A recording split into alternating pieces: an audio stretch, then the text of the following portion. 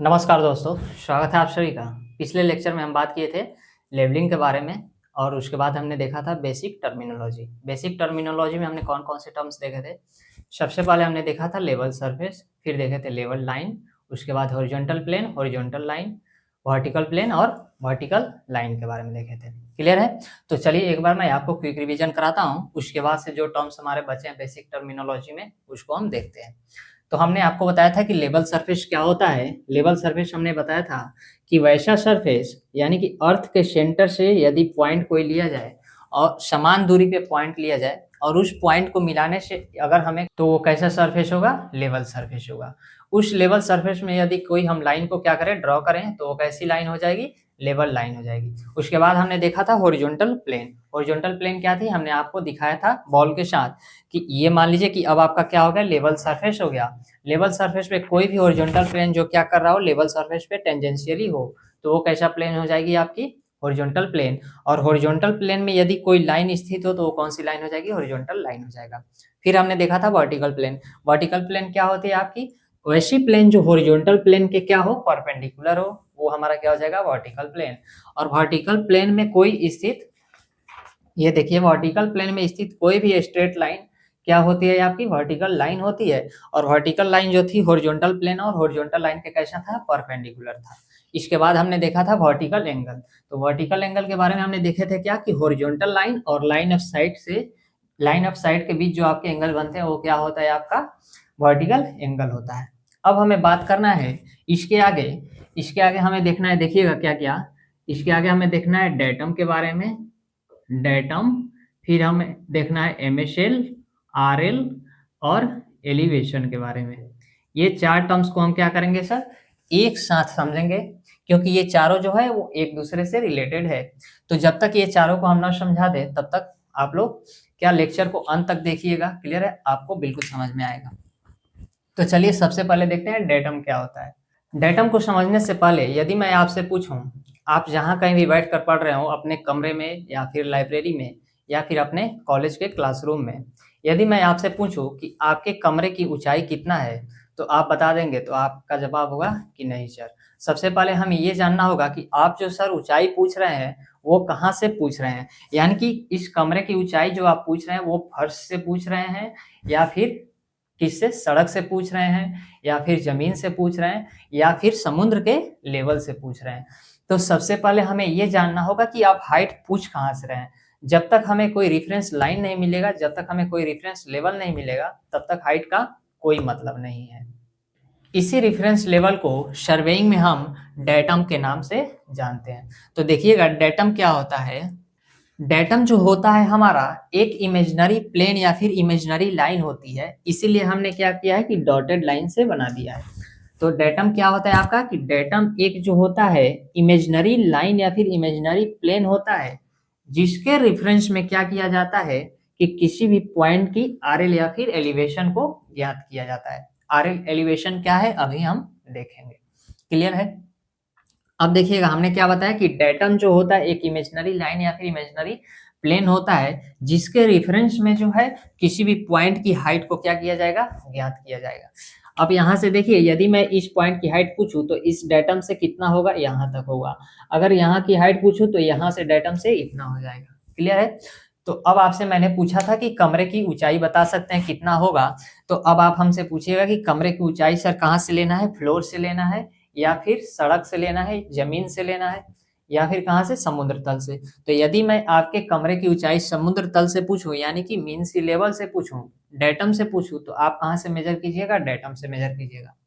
अब देखिए एक और एग्जांपल, यदि मैं इस बोर्ड की हाइट को मैं पूछूं कि ये बोर्ड कितना ऊंचा है, तो आपको सबसे पहले पूछिएगा कि सर इस बोर्ड की हाइट मैं कहाँ से बताऊं? इस बोर्ड के निचले किनारे से बताऊं या फिर इस कमरे के फर्श से बताऊं? तो आपको डेटम लेना होगा और डेटम से ऊंचाई बताइएगा। तो डेटम क्या होता है कि एक रेफरेंस प्लेन या फिर लाइन होती है, जिसके रेफरेंस में हम किसी भी पॉइंट की हाइट या एलिवेशन को फाइंड आउट करते हैं। क्लियर है? अब देखिएगा ये डेटम हम लेते कैसे हैं?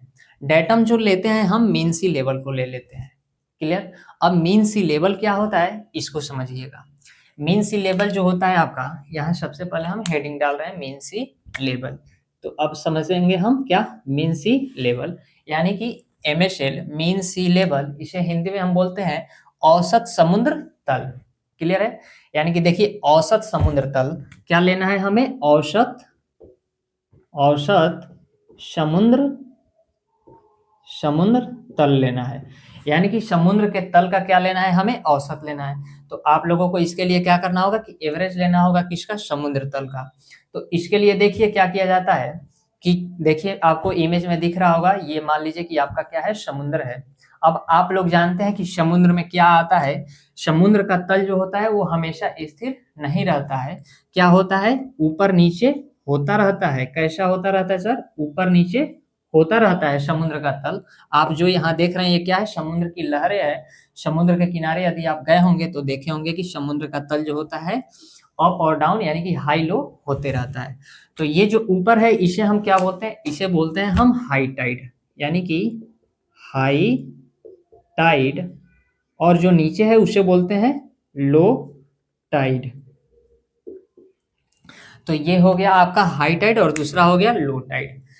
ठीक है, अब इसका क्या लेना है हमें, औसत लेना है। तो औसत लेने के लिए हम क्या करेंगे कि मान लीजिए कि इसकी ऊंचाई, सबसे पहले आपको समुद्र का इमेज दिखा, अब इसके क्या किया गया होगा कि एवरेज लिया गया है। तो एवरेज के लिए हम क्या करेंगे कि लो टाइड को हाई टाइड को ऐड करके और इसे हम क्या करेंगे कि 2 से डिवाइड कर देंगे, तो हमारा क्या आ जाएगा, ये एवरेज आ जाएगा, यानी कि ये बीच वाली हमें लाइन मिल जाएगी। और इसी को क्या किया गया, डेटम ले लिया गया। क्या ले लिया गया, डेटम ले लिया गया एवरेज वाले को। तो इसी मीन सी लेवल को हम क्या ले लिए, डेटम ले लिए। और ये ब्लैक वाली जो लाइन हमने डिसाइड किया, ये क्या हो गया आपका, ये ब्लू वाली क्या है आपकी, ये तो समुद्र का तल है यानी कि सी लेवल है। और ये ब्लैक वाली जो है ये क्या है आपकी, MSL है, MSL यानी कि मीन सी लेवल। तो ये आपका क्या हो गया, सी लेवल का हमने जब एवरेज ले लिया तो क्या निकल गया हमारा, मीन सी लेवल। और इसी मीन सी लेवल को हमने क्या मान लिया, डेटम मान लिया। यहाँ देखिए डेटम इक्वल टू MSL लिखे हैं। तो अब हमें कोई भी क्या करना है, हाइट को निकालना होगा। तो हम इसी डेटम के रेफरेंस में या फिर मीन सी लेवल के रेफरेंस को मान करके उसकी हाइट को फाइंड आउट करेंगे। अब बात आती है कि सर ये जो आपका सी लेवल है, यानी कि समुद्र का जो ये हाई टाइड और लो टाइड हो रहा है, ये कितनी बार या कितने दिन के जो है आपके लो टाइड और हाई टाइड को क्या किया गया, एवरेज लिया गया है। तो इसके लिए देखिए क्या किया गया है, सबसे पहले 19 वर्षों का, यानी कि लिखते हैं हम यहाँ 19 ईयर्स, 19 ईयर्स, 19 ईयर्स क्या किया गया। सबसे पहले देखिए आपको समुद्र का इमेज दिख रहा है, इसके किनारे क्या कोई सिविल इंजीनियर, आप अगर सिविल इंजीनियर बन गए तो आप क्या कीजिएगा कि 19 सालों तक इस समुद्र के किनारे बैठिएगा और देखिएगा कि समुद्र का तल जो है वो कब हाई टाइड जा रहा है और कब लो टाइड, और कहाँ तक जा रहा है उस रीडिंग को क्या कीजिएगा कि ऑब्जर्व कीजिएगा। ऑब्जर्व करके क्या करिएगा कि 19 सालों तक ऐसे आप रिकॉर्ड को कीजिएगा और फिर उसका एवरेज निकालिएगा।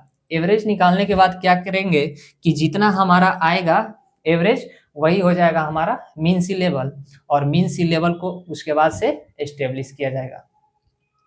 ये मीन सी लेवल जो है आपका एस्टेब्लिश, अब मीन सी लेवल कोई कहीं तो एस्टेब्लिश किया गया होगा, तो मीन सी लेवल जो है तो भारत में कराची को, देखिएगा भारत में क्या किया गया, कराची को डेटम मानकर सर्वे किया गया।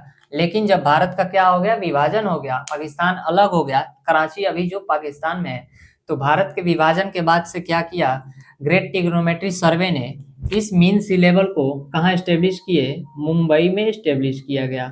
क्लियर है? और इस मीन सी लेवल को क्या माना गया, डेटम माना गया। और इसको हम क्या लेते हैं, 0 0 लेते हैं, यानी कि 0 रीडिंग लेते हैं। और इसी डेटम से हम क्या करते हैं कि किसी भी पॉइंट की हाइट को फाइंड आउट करते हैं। क्लियर है? तो आप लोगों ने डेटम और क्या देखा, मीन सी लेवल देखे। अब बात करते हैं आपके RL की। तो RL क्या होता है, देखिएगा RL जो होता है आपका इस डेटम सरफेस या फिर डेटम लाइन से किसी भी पॉइंट की ऊंचाई या फिर गहराई जो होता है उस पॉइंट का क्या कहलाता है, RL कहलाता है। यानी कि मान लीजिए, चलिए मैं इस फिगर को मिटा रहा हूं, अभी आपको फिर हम बनवाएंगे। क्लियर है? तो अभी तब तक हम इसे मिटा रहे हैं, समझाना है तो देखिएगा, ये मान लीजिए कि आपका क्या हो गया कि डेटम से हमने क्या बताया कि किसी पॉइंट की ऊंचाई या फिर गहराई उस पॉइंट का क्या कहलाता है, आरएल कहलाता है। तो इसके लिए चलिए मैं आपको एक एग्जांपल दे रहा हूँ। हमने ये देखिए यहाँ जो है वो बड़े लेवल पे सर्वे किया जा रहा है, तो यहाँ अर्थ के कर्वेचर को क्या किया गया है, कंसीडर किया गया है। लेकिन जब छोटे एरिया के लिए हम सर्वे करते हैं तो हम क्या मान लेते हैं, स्ट्रेट लाइन मान लेते हैं। तो ये चलिए हमने क्या दिखा दिया आपको, ये डेटम लाइन हमने दिखा दी। ये क्या दिखा दिया, डेटम लाइन दिखा दिया। क्लियर है बातें। अब देखिएगा डेटम लाइन दिखा दिया हमने। अब हमने आपसे पूछा कि ये जो है आपके एक क्या है, पहाड़ है, और इस पहाड़ पे देखिएगा क्या है आपका, यहाँ समुद्र भी है। ये डेटम लाइन हो गया, तो डेटम ही तो आपका मीन सी लेवल था, और मीन सी लेवल जो है आपका MSL यहाँ है, ये क्या हो गया आपका, समुद्र हो गया। क्लियर है बातें। अब देखिएगा यहाँ जो है आपका एक मकान है, क्या है, एक मकान है। ये देखिए ये हो गया आपका मकान जिसमें आप रहते हैं, और ये हो गया आपका पहाड़। इस पहाड़ों पे हमने क्या किया कि एक हमने पेड़ दिखा दिया। चलिए ये हो गया आपका पेड़ हो गया। क्लियर है। अब हम क्या पूछे, अब आपसे पूछे कि इस पेड़ की ऊंचाई जो है वो कितना है। तो सबसे पहले आपका जवाब क्या होगा कि सर इस पेड़ की ऊंचाई हम कहाँ से लें, इस पेड़ की ऊंचाई डेटम से लेना है या फिर कहाँ से लेना है। तो हम बोलेंगे कि डेटम से ही लेना है। तो इस पेड़ की हाइट जो है आपकी ए पॉइंट ए ले लिया, और इस पॉइंट की हाइट क्या हो गई, इतना हो गया। क्लियर है। अगर बी पॉइंट की हाइट पूछें, बी पॉइंट की हाइट, तो बी पॉइंट की ऊंचाई कितनी हो गई, आरएल कितना हो गया, इतना हो गया। अगर हम इस घर की आरएल को बात करें तो इस घर की आरएल कितना हो जाएगा आपका, इतना हो जाएगा। क्लियर है। अब देखिए हमने पहाड़ की ले लिया, तो डेटम से अगर कोई भी आप रीडिंग को क्या करते हैं, ऊपर जब लेते हैं तो इसे हम कैसे लिखते हैं, पॉजिटिव लेते हैं। लेकिन अगर डेटम से कोई लेवल, अब इसका लेवल क्या करना हो, हमें फाइंड आउट करना हो, तो ये मीन सी लेवल से यानी कि डेटम से क्या है, नीचे है। तो ये रीडिंग जितना भी आएगा, जितना मीटर होगा आपका, 20 मीटर, 40 मीटर, 50 मीटर, इसे हम क्या लेंगे, निगेटिव में लेंगे। मान लीजिए कि निगेटिव में है 20 मीटर। क्लियर है। मीन सी लेवल की बात करें तो आप लोग कभी भी रेलवे स्टेशन पे गए होंगे तो वहां देखिएगा कि जहां लिखा रहता है स्टेशन का नाम, जंक्शन का नाम लिखा रहता है, वहां लिखा रहता है। अगर आप लखनऊ गए होंगे कभी तो वहां भी लिखा है, आप लोग देखे होंगे लखनऊ के नीचे, जस्ट लखनऊ जंक्शन के नीचे लिखा रहता है कि समुद्र तल से ऊंचाई जो है 118 मीटर या फिर 120 मीटर, जो भी लिखा गया हो, 118 या 20 हमें याद नहीं आ रहा। तो देखिए वहां क्या लिखा गया होता है कि मीन सी लेवल से ऊंचाई, यानी कि समुद्र, औसत समुद्र तल से जो है उस रेलवे स्टेशन की ऊंचाई कितना है, जो है आपका 120 मीटर हम मान लेते हैं। तो लखनऊ जंक्शन की मीन सी लेवल से ऊंचाई कितनी हो गई, 120 मीटर।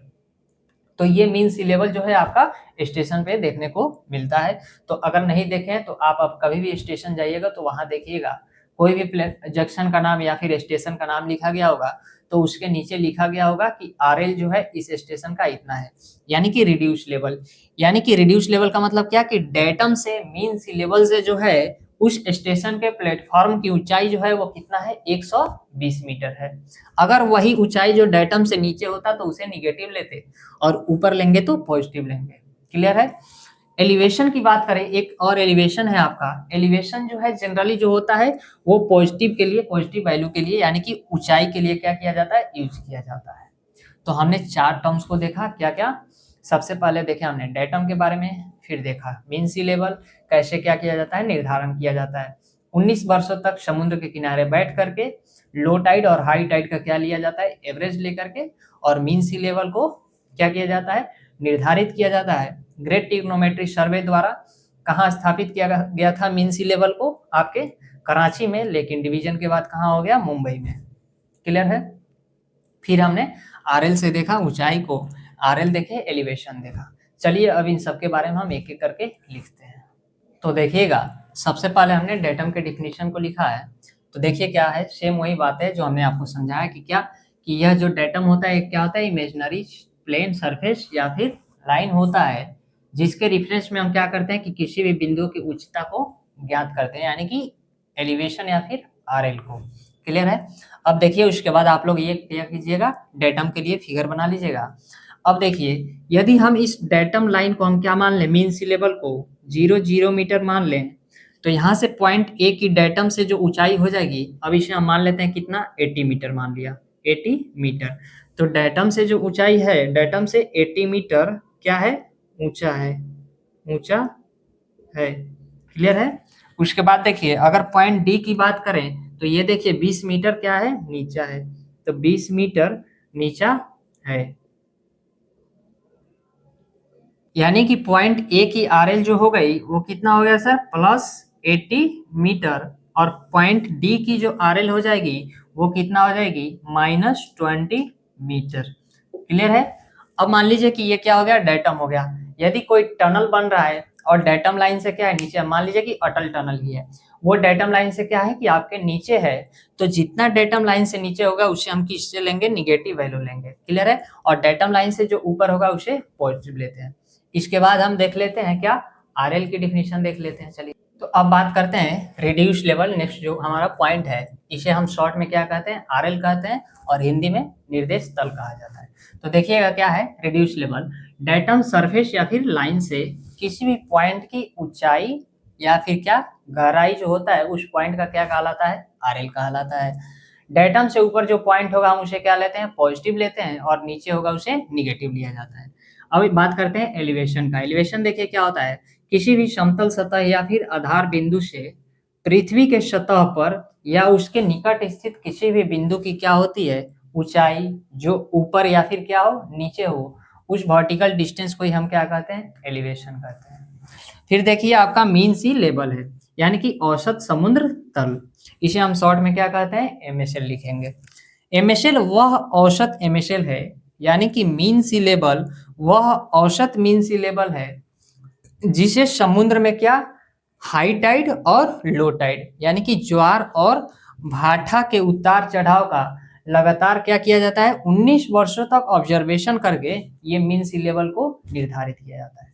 तो यहाँ तक बातें क्लियर है। हमने आपको यही बताया था कि मीन सी लेवल को कैसे आपने बैठ करके 19 वर्षों तक ऑब्जर्वेशन किया था, और उसके बाद से आपने मीन सी लेवल को एस्टेब्लिश किया, और उसी मीन सी लेवल को हम क्या मानकर चलते हैं, डेटम मानकर चलते हैं। क्लियर है। तो चलिए, मीन सी लेवल में और 2 पॉइंट बचा है, उसे हम लिखते हैं। तो नेक्स्ट जो 2 पॉइंट है हमारा मीन सी लेवल का, देखिएगा क्या है, इसी मीन सी लेवल को सामान्यतः क्या माना गया है, डेटम माना गया है, जिससे सभी एलिवेशन या फिर आरएल को मापा जाता है। क्लियर है।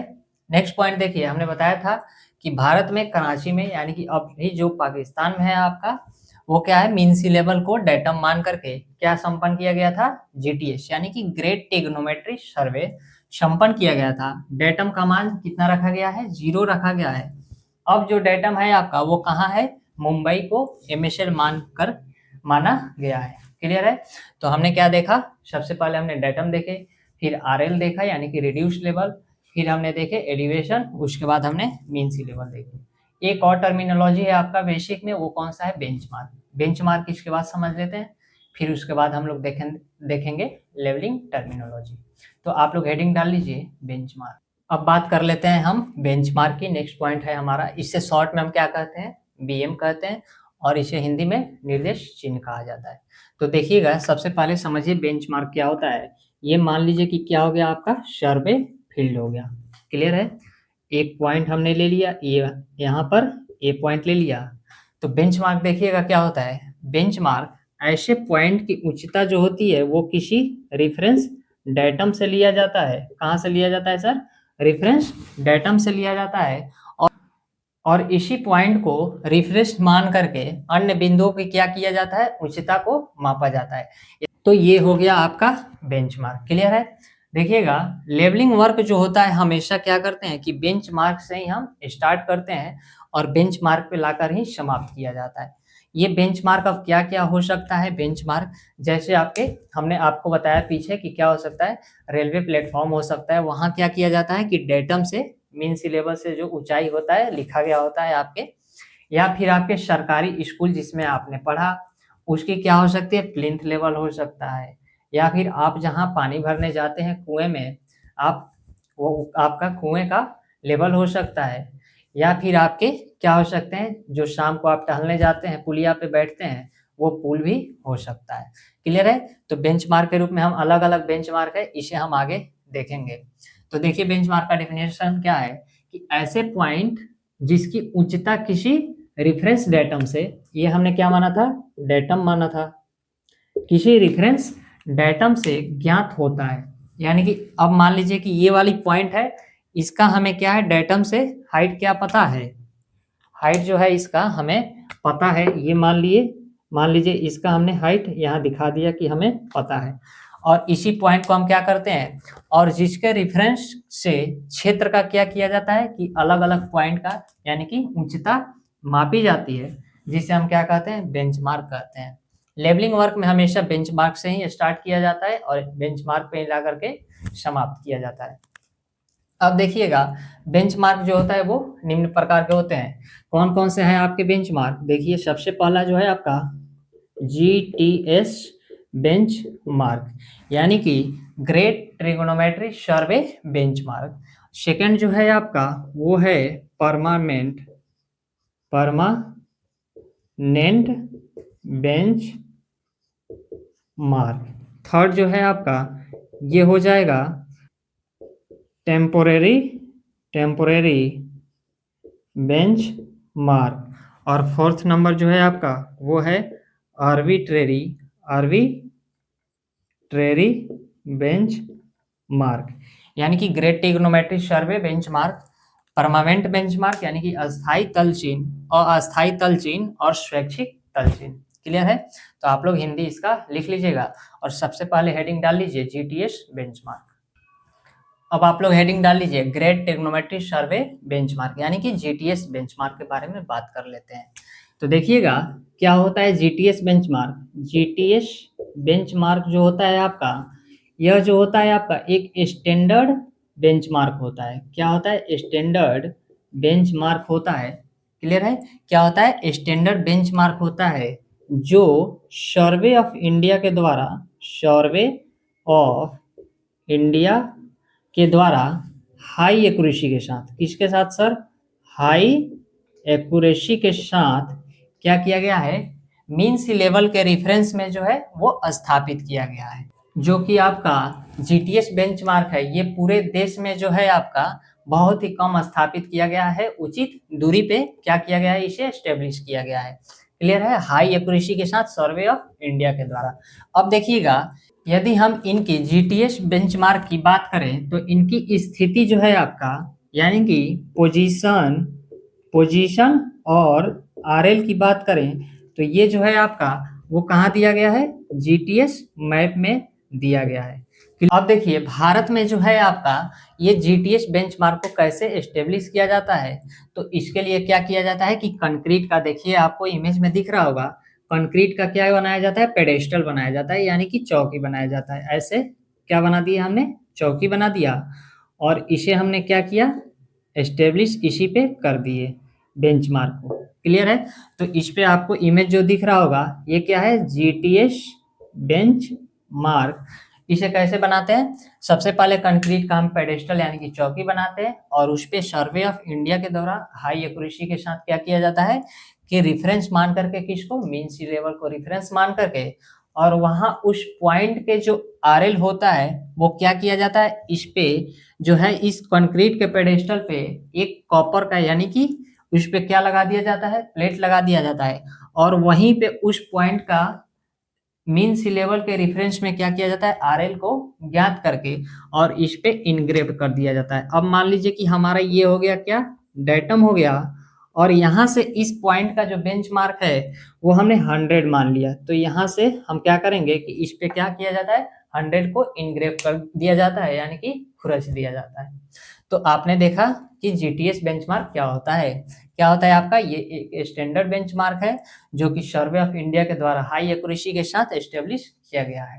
ये पूरे देश भर में उचित दूरी पे बहुत कम ही मात्रा में एस्टेब्लिश किया गया है। इसकी पोजीशन और RL जो है वो कहाँ देखने को मिलेगा आपको, GTS मैप में देखने को मिलेगा।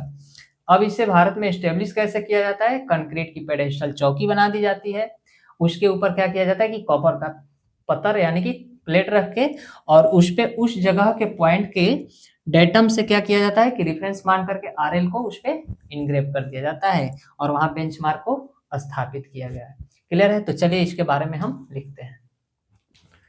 तो देखिए हमने जीटीएस बेंचमार्क को लिखा है। क्या लिखा है देखिए, यह स्टैंडर्ड अस्थाई तलचिन्ह है। क्या है सर? कि एक स्टैंडर्ड अस्थाई तलचिन्ह है जो सर्वे ऑफ इंडिया ने किसके साथ, हाई एक्यूरेसी के साथ एमएसएल को रेफरेंस में पूरे देश में क्या किया, उचित दूरियों पर एस्टेब्लिश कर रखे हैं। क्लियर है? इनकी स्थिति तथा आरएल यानी कि पोजीशन तथा आरएल जो है किसमें दिया गया है, जीटीएस मैप में दिए गए हैं। क्लियर है यहाँ तक? अब देखिए इसे कैसे स्टेब्लिश करते हैं। भारत में क्या करते हैं कि कंक्रीट की पेडेस्टल यानी कि चौकी को बनाया जाता है और इसके ऊपर क्या करते हैं, कॉपर की प्लेट को जड़कर उस पर क्या करते हैं, मान लीजिए कि इस जगह पे क्या किया गया कि कंक्रीट की पेडेस्टल बनाई गई और यहाँ पे क्या किया गया, कॉपर का प्लेट डाला गया। तो इसी जगह की क्या किया जाता है कि उस पे बेंचमार्क को ज्ञात करके इसी जगह पे, जिस जगह पे क्या बनाया गया है, पेडेस्टल बनाया गया है, उस जगह की बेंचमार्क को ज्ञात करके उस पे क्या किया जाता है, इनग्रेव्ड कर दिया जाता है यानी कि खुरच दिया जाता है और जीटीएस बेंचमार्क की क्या की जाती है, पुख्ता पहचान कायम की जाती है। तो यहाँ से आप लोग देख लिए कि जीटीएस बेंचमार्क क्या होता है। इसके बाद जो है सेकंड जो था हमारा क्या था, परमानेंट बेंचमार्क। तो आप लोगों को पता है यहाँ की सर्वे ऑफ इंडिया के द्वारा जो है ये बहुत दूरी पर क्या किया गया है कि जीटीएस बेंचमार्क को एस्टेब्लिश किया गया है। क्लियर है? तो इसके लिए अब मान लीजिए कि आपको लेवलिंग कार्य करना होगा, तो आपको पता है कि लेवलिंग कार्य जो होता है वो कहाँ से स्टार्ट करते हैं सर, बेंचमार्क से ही स्टार्ट करते हैं। कहाँ से स्टार्ट करते हैं, बेंचमार्क से ही। तो ये अब सर्वे ऑफ इंडिया के द्वारा बहुत दूर दूर पे इंडिया में स्थापित किया गया क्या, जीटीएस बेंचमार्क यानी कि ग्रेट ट्रिग्नोमेट्री सर्वे बेंचमार्क। तो अब आपको क्या करना पड़ेगा, मान लीजिए कि ये आपका क्या हो गया, भारत हो गया। क्लियर है? तो एक जो है आपका मान लीजिए कि वेस्ट में है, इधर नॉर्थ में है, मान लेते हैं एक इधर है और एक इधर है। आपको सर्वे काम करना है यहाँ से। क्लियर है? इस पॉइंट से आपको सर्वे करना है। तो आपको क्या करना पड़ेगा कि आपको पता है कि जो हम लेवलिंग कार्य स्टार्ट करते हैं वो कहाँ से करते हैं, बेंचमार्क से करते हैं। तो आपको या तो यहाँ से करते हुए आना पड़ेगा या इधर से या फिर नीचे से या फिर ऊपर से। तो इसके लिए क्या किया गया कि लेवलिंग कार्य को आसानी के लिए पीडब्ल्यूडी द्वारा, किसके द्वारा, पीडब्ल्यूडी द्वारा क्या किया गया कि इसको रेफरेंस मान करके, जीटीएस बेंचमार्क को रेफरेंस मान करके पीडब्ल्यूडी द्वारा इनके मध्य में क्या किया गया कि अपना बेंचमार्क स्थापित किया गया। अब देखिएगा ये क्या किए कि इनको रेफरेंस मान करके इनके मध्य में अपना बेंचमार्क क्या कर लिए, स्थापित कर लिए। तो ये हो गया आपका कौन सा, पीडब्ल्यूडी वाला बेंचमार्क। अब देखिए अब आपका लेबलिंग कार्य आसानी हो गया। अब आपको अगर यहाँ लेबलिंग कार्य करना है तो आपको या तो यहाँ से आना होगा, यहाँ से रेड वाले पॉइंट से आप कहीं से आ सकते हैं। लेकिन अगर पीडब्ल्यूडी द्वारा परमानेंट बेंचमार्क को एस्टेब्लिश नहीं किया गया होता तो उसके लिए आपको कहाँ जाना पड़ता, यहाँ पे आना पड़ता। क्लियर है?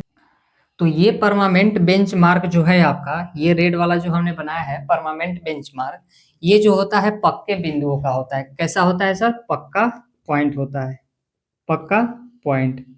जैसे क्या क्या हो सकता है, आपको हमने बताया शुरुआत में ही, क्या हो सकता है, आपके सरकारी भवन जो आपने बनाया है, सरकारी स्कूल बना है, उसके प्लिंथ लेवल हो सकता है, या फिर क्या हो सकता है, रेलवे स्टेशन के प्लेटफॉर्म हो सकते हैं, या फिर आपके गांव में जो पुराने वाले कुएं हैं जहाँ आप पानी भरने के लिए जाते हैं वो भी हो सकता है। क्लियर है? या फिर जहां आप शाम को क्या गांव से बाहर जाकर पुल पे बैठते हैं उसके पैरापेट हो सकता है, या फिर सड़क या रेलवे के मील के पत्थर हो सकते हैं, किसके रूप में, परमानेंट बेंचमार्क के रूप में। तो चलिए परमानेंट बेंचमार्क के रूप में यानी कि परमानेंट बेंचमार्क हेडिंग डालिए और इसके बारे में हम लिखिएगा परमानेंट बेंचमार्क। ठीक है? क्या कहता है कि जब जीटीएस बेंचमार्क देश भर में क्या है, संख्या में कम है। हमने आपको बताया कि क्या है, जीटीएस बेंचमार्क संख्या में जो है आपका कम है और बहुत ही क्या है, दूर पे स्थित है। क्लियर है? लेबलिंग कार्य में आसानी के लिए पीडब्ल्यूडी ने क्या किया, कि जीटीएस बेंचमार्क के मध्य स्थित मध्य क्षेत्र में तथा इसके रेफरेंस में, किसके रेफरेंस में, जीटीएस बेंचमार्क के रेफरेंस में अपना बेंचमार्क क्या किया कि स्थापित कर दिया, जिसे हम क्या कहते हैं, परमानेंट बेंचमार्क कहते हैं। क्लियर है यहाँ तक? नेक्स्ट पॉइंट देखिएगा, यह बेंचमार्क अधिकतर पक्के बिंदुओं जैसे हमने आपको बताया क्या कि सरकारी भवनों की कुर्सी, यानी कि कुर्सी बैठने वाला नहीं, प्लिंथ लेवल, ठीक है। फिर कुएं का फर्श हो सकता है आपका, या फिर पुलों के पैरापेट जो आप देखे हैं पीछे हमने आपको इमेज दिखाया। रेलवे स्टेशन हो सकता है, रेलवे स्टेशन का प्लेटफॉर्म, या फिर सड़क रेल पथ के मिल के पत्थर भी हो सकता है जो आपके किलोमीटर स्टोन लिखा गया होता है, इत्यादि पर बनाए गए हैं। और इनका मान जो होता है पक्की सतह को खुरच करके क्या कर दिया जाता है, अंकित कर दिया जाता है। क्लियर है यहाँ तक। अब देखिए हमने क्या देख लिया, परमानेंट बेंचमार्क यानी कि अस्थायी तल चिन्ह को देख लिया। इसके बाद अब बात आती है टेम्पोररी बेंचमार्क की। तो सबसे पहले टेम्पोररी बेंचमार्क को समझिएगा। देखिए क्या है टेम्पोररी बेंचमार्क। मान लीजिए कि आपने सर्वे वर्क जो है, ये परमानेंट बेंचमार्क जो है आपका पीडब्ल्यूडी द्वारा दिया गया है। आपने सर्वे वर्क क्या किया, यहाँ से करते करते गए, आपको मान लीजिए कि 100 किलोमीटर लंबा जो है वो एक्सप्रेसवे बनाना है। ये हमारा हो गया क्या, 100 किलोमीटर लंबा एक्सप्रेसवे हो गया। अब इतनी लंबी सड़क का तो आप एक दिन में लेवलिंग कर नहीं पाएंगे। क्लियर है। तो आपने क्या किया कि ये परमानेंट बेंचमार्क से लेबलिंग करना स्टार्ट किए, और एक दिन के कार्य समाप्त होते होते आपने क्या किया कि यहाँ तक ही यानी कि 40 किलोमीटर तक ही लेबलिंग कर पाए। क्लियर है। तो 40 किलोमीटर मान लीजिए या 4 किलोमीटर मान लीजिए। क्लियर है। और पूरे को 10 किलोमीटर। तो आप शाम होते होते क्या किए कि 4 किलोमीटर ही लेबलिंग कर पाए हैं। तो अब क्या करना होगा, आपको इस पॉइंट पे छोड़ करके जाना होगा घर, क्योंकि रात हो गई है। तो उसके लिए आप क्या करेंगे, हमने आपको बताया है कि जो लेबलिंग कार्य होता है वो परमानेंट बेंचमार्क से ही शुरू किए जाते हैं और वहीं पे ला करके बेंचमार्क पे ही समाप्त किया जाता है। लेकिन यहाँ आपको कोई बेंचमार्क नहीं मिला, तो इसके लिए आप क्या कीजिएगा कि टेम्पोररी यहाँ पे बेंचमार्क क्या कीजिएगा कि एस्टेब्लिश कर दीजिएगा, और फिर नेक्स्ट डे क्या करिएगा कि इसी टेम्पोररी बेंचमार्क से आप लेबलिंग करना स्टार्ट कीजिएगा। तो देखिए वही लिखा है कि जब लेबलिंग कार्य एक दिन में पूर्ण नहीं हो पाता तो क्या स्थापित किया जाता है, क्या एस्टेब्लिश करते हैं हम, टेम्पोररी बेंचमार्क को एस्टेब्लिश करते हैं। टीबीएम का मतलब टेम्पोररी बेंचमार्क स्थापित करके कार्य उस पर क्या किया जाता है, देखिए रोक दिया जाता है। हमने क्या किया कि काम को रोक दिया, और अगले दिन फिर क्या किया कि उसी बेंचमार्क से, कहां से सर, इसी बेंचमार्क से कार्य को आगे बढ़ाया जाता है। जब कार्य क्या होता है कि पीबीएम पर यानी कि परमानेंट बेंचमार्क पर ला करके समाप्त नहीं होता है, तब भी हम क्या करते हैं कि टेम्पोररी बेंचमार्क को स्थापित करते हैं, एस्टेब्लिश करते हैं। तो देखिए परमानेंट बेंचमार्क में समाप्त नहीं हो पाता तब भी हम क्या करते हैं, टीबीएम को एस्टेब्लिश करते हैं। तो यहाँ तक आप लोगों को बातें समझ में आ गई। तो चलिए हमारा नेक्स्ट जो है वो 4th नंबर क्या है, आर्बिट्रेरी बेंचमार्क। तो उसको हेडिंग आप डाल लीजिए, तो इसे हम समझते हैं क्या होता है। देखिएगा आर्बिट्रेरी बेंचमार्क को हिंदी में हम बोलते हैं स्वैच्छिक तल चिन्ह, यानी कि अपने स्वेच्छा से हम क्या मान लेते हैं, इसमें बेंचमार्क को मान लेते हैं। यदि आप लेबलिंग कार्य कर रहे हैं तो निकट के क्षेत्र में कोई भी यानी कि आसपास में कोई भी आपका क्या हो, सड़क किनारे कोई पक्का चबूतरा हो, ठीक है। मान लीजिए कि सड़क ये जा रहा है, इसके किनारे कोई पक्का चबूतरा हो, तो इसे हम क्या मान लेते हैं, बेंचमार्क मान लेते हैं। क्लियर है। ये जो होता है आर्बिट्रेरी बेंचमार्क, ये किसके लिए मानते हैं, घरेलू कार्यों के लिए, घरेलू कार्य को निर्धारित करने के लिए, यानी कि भवन के तल को निर्धारित करने के लिए, या फिर बोले तो घरेलू नालियों के निकास के जब हम क्या कर रहे हो, लेबलिंग कर रहे हो, तो उसके लिए हम आर्बिट्रेरी बेंचमार्क मान सकते हैं। इसके लिए जनरली जो होता है हम बेंचमार्क क्या लेते हैं, 100 लेते हैं या फिर 200 ले लेते हैं। तो देखिएगा छोटे तथा कम महत्व के लेबलिंग कार्यों में क्या दे रहा है कि छोटे तथा कम महत्व के लेबलिंग कार्यों में निकट के क्षेत्रों में क्या किया जाता है, किसी पक्के चबूतरे या सड़क किनारे, चबूतरे या सड़क किनारे कोई स्वेच्छा से आरएल क्या किया जाता है, आरएल तल मान लिया जाता है, यानी कि रिड्यूस लेवल हम मान लेते हैं। भवनों के तल निर्धारित करने के लिए तथा घरेलू जल निकास के नालियों के लिए क्या किया जाता है, ढाल के लिए हम क्या करते हैं, एबीएम जो होता है काफी उपयोगी होता है। एबीएम का मतलब आर्बिट्रेरी बेंच मार्क। नेक्स्ट देखिएगा, ऐसे बेंच मार्क की उच्चता जो होती है प्राय 100 या फिर 200 माना जाता है। तो हमने क्या क्या देखा कि इसमें देखा बेंचमार्क कितने टाइप्स के हैं, आपके 4 टाइप्स के। सबसे पहला जो था वो था हमारा जीटीएस बेंचमार्क, फिर हमने देखे परमानेंट, फिर टेम्पोररी, उसके बाद हमने देखा क्या, आर्बिट्रेरी बेंचमार्क। क्लियर है। तो आपको लेक्चर कैसा लगा कमेंट में जरूर बताइए, अगर कोई डाउट हो तो भी लिखिए, मैं आपके एक एक कमेंट का रिप्लाई करने का कोशिश करूंगा। तो चलिए फिलहाल इस लेक्चर में इतना ही, मिलते हैं नेक्स्ट लेक्चर में एक नए टॉपिक के साथ, जिसका नाम होगा हमारा लेबलिंग टर्मिनोलॉजी। क्लियर है?